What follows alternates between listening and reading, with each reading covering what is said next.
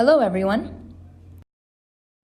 Today we're going to be talking about the different kinds of basic enzyme-linked immunosorbent assays, otherwise known as ELISA. There are 3 types listed here below.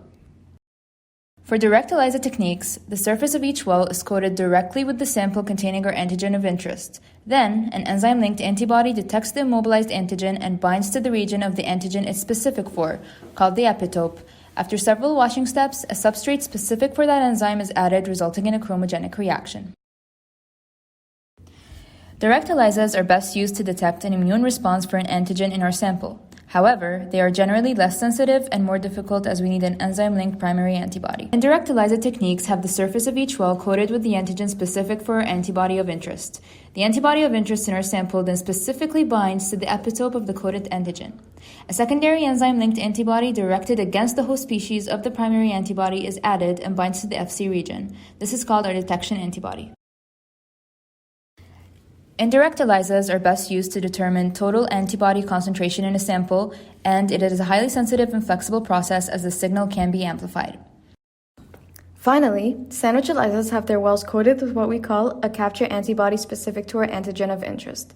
This antigen in our sample then binds to the immobilized capture antibody, followed by the addition of a detection antibody specific to our antigen.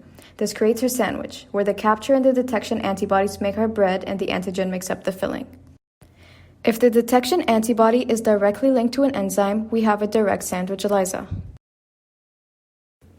But if a secondary enzyme-linked antibody is needed to bind to the detection antibody, we have an indirect ELISA.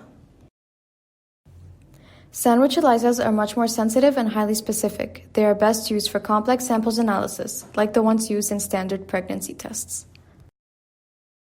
A blocking buffer is a mixture of proteins or other compounds that passively adsorb to all remaining binding surfaces of the plate. It is effective if it improves sensitivity of an assay by reducing background interference and improving specificity. It is important since it will bind to all potential sites of nonspecific interactions without altering the epitope for antibody binding.